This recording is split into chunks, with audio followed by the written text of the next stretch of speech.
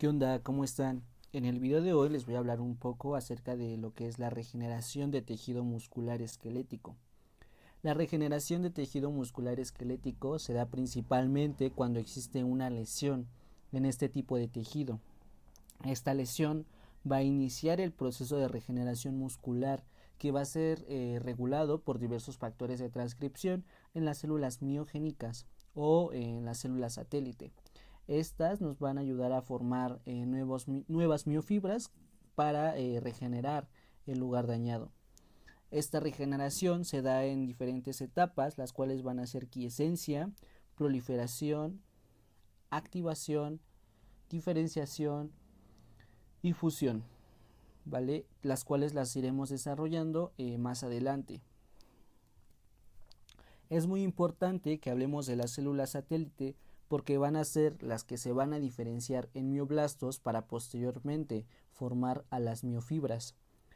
Durante la histogénesis, la población de células madre multipotenciales miógenas van a generar a las células satélite, dejándolas como una reserva de células no diferenciadas que tienen el potencial de sufrir diferenciación miógena.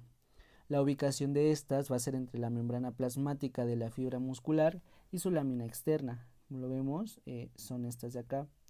Estas células satélites son pequeñas, con escaso citoplasma y constituyen del 2 al 7% de todos los núcleos asociados con una sola fibra muscular.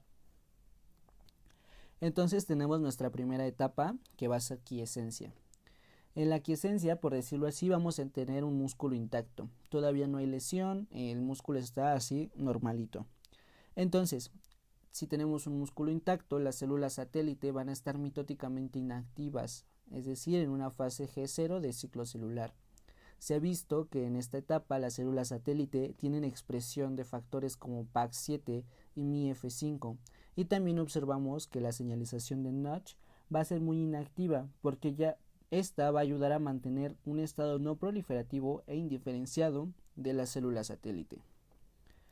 Entonces, para que se lleve a cabo la regeneración, debe existir una lesión a este tipo de tejido.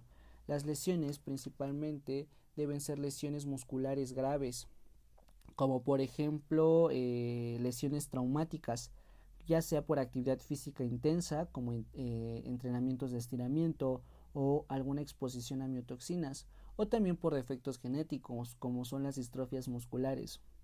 Toda esta lesión se va a acompañar de necrosis de miofibras, lo que va a producir una respuesta inflamatoria y posteriormente la activación de las células satélite, su proliferación y de diferenciación en mioblastos que posteriormente se van a convertir en miofibras.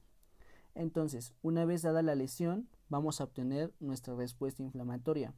La inflamación inicial va a ser mediada por neutrófilos que se infiltran rápidamente en nuestro tejido dañado de 1 a 6 horas. Posteriormente, dos subpoblaciones de macrófagos van a ocupar este tejido de manera secuencial. Primero, vamos a tener los macrófagos invasores tempranos, que van a ser los CD68 positivos, CD163 negativos. Estos van a alcanzar una concentración máxima a las 24 horas después de la lesión y van a secretar citocinas proinflamatorias como TNF-alfa e interleucina 1, lo que va a ayudar a la eliminación de desechos celulares que hayan quedado. Posteriormente, de 2 a 4 días, una segunda población de macrófagos, los CD68, CD163, van a aparecer.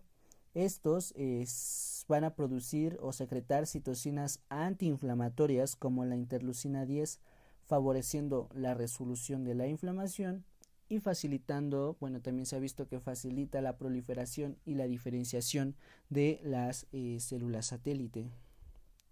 Entonces, una vez que ya tenemos nuestra lesión, las células satélite van a pasar de un estado de quiescencia a un estado de activación, donde posteriormente van a comenzar a proliferar. Una vez que pasan a este estado de activación, van a pasar de llamarse células satélite a precursores miógenos de las células musculares. Se ha visto que el daño localizado en cierta zona puede activar todas las células satélite que estén a lo largo de la miofibrilla, provocando una migración hacia el sitio de regeneración. Se ha visto que este proceso está facilitado por moléculas como sialomucina CD34, que actúa como una antiadhesiva y promueve la migración y la proliferación de las células satélite. Este proceso de activación va a estar orquestado por diversos factores de transcripción. En este caso van a ser MIOT y MIF5. Se ha visto que a las 24 horas la mayoría de las células satélite van a expresar MIOT y MIF5, pero sin embargo se ha visto que en ciertas células satélite a las 12 horas ya hay una expresión de MIOT. Esto provoca que ciertas células satélite pasen a un estado de diferenciación temprana y se salten estos pasos de activación y proliferación. ¿Por qué? Se dice que una mayor proporción de MIOT impulsa la diferenciación, mientras que si tenemos una mayor proporción de MIF5 se favorece la proliferación de las células satélite para su después diferenciación. Ya una vez que tenemos la activación, vamos a pasar a la proliferación. La proliferación de las células satélite va a ser regulada por MIOT, MIF5 y PAX. Durante el ciclo celular, MIOT alcanza su máxima expresión durante la fase G1, mientras que MIF5 predomina en la fase G0 y G2. MIF5 y MIOT van a inducir la expresión de genes que promueven la progresión del ciclo celular. Por su parte, PAX7 mantiene la capacidad de autorrenovación de las células satélite, evitando una diferenciación prematura o que todas las células satélite pasen directamente a activación y proliferación, porque se debe de mantener, por decirlo así, como que se guardan ciertas células satélite para posteriores daños. Entonces es muy importante la proporción entre PAX7 y MIOT, porque va a ser clave para definir nuestro destino celular de la célula satélite. Si tenemos una alta proporción de la expresión de PAX7 y una baja expresión de MIOT, se mantiene la célula satélite en un estado de quiescencia. Si tenemos una proporción intermedia entre el factor PAX y MIOT, como lo tenemos aquí, en esta fase vamos a tener una proliferación, pero no va a haber una diferenciación. Pero, sin en cambio, tenemos una baja proporción del factor PAX y una alta proporción del factor de transcripción MIOT, vamos a tener una diferenciación de células satélite. ¿Qué es lo que pasa aquí? En la diferenciación, tras varias rondas de proliferación, pues las células satélite van a activar el programa de diferenciación, que va a estar marcado por el factor de transcripción miogenina. Este factor de transcripción, miogenina, va a reprimir la transcripción de PAX7. Entonces, al reprimir la transcripción de PAX7, va a permitir que se empiecen a diferenciar las células satélite. Esta diferenciación se va a dar de precursores miógenos a mioblastos. Como vemos aquí, precursores miógenos a mioblastos. La inducción de la expresión de miogenina va a depender principalmente de MIOT. Entonces, en esta fase se lleva una retirada permanente del ciclo celular y se consolida la identidad diferenciada de los mioblastos. Posteriormente, tenemos la etapa de fusión. Una vez ya fuera del ciclo celular, nuestras células miógenas diferenciadas se van a fusionar para reparar las miofibras dañadas o formar nuevas miofibras multinucleadas. Tenemos dos fases. Inicialmente, los mioblastos se fusionan para formar miotúbulos nacientes con pocos núcleos y posteriormente, en la fase 2, mioblastos adicionales se van a incorporar a esta nueva miotúbulo para generar miofibras maduras de mayor tamaño y capacidad contráctil.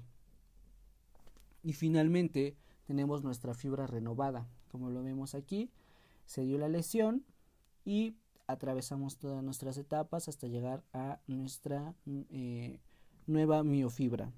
Es importante recalcar que las células satélite mantienen su población mediante divisiones asimétricas y simétricas.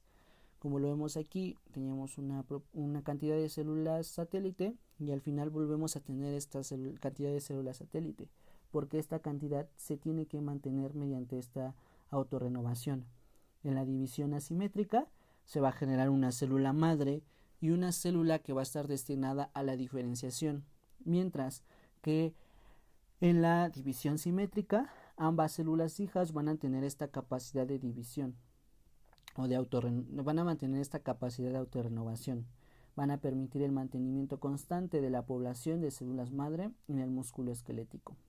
Este proceso de autorrenovación coordinado asegura la regeneración y el mantenimiento del tejido muscular, permitiéndolo adaptarse a las necesidades de reparación y a las demandas funcionales de este tejido. Esto sería todo por mi parte y espero les haya servido. Suscríbanse en caso de que se suban más videitos.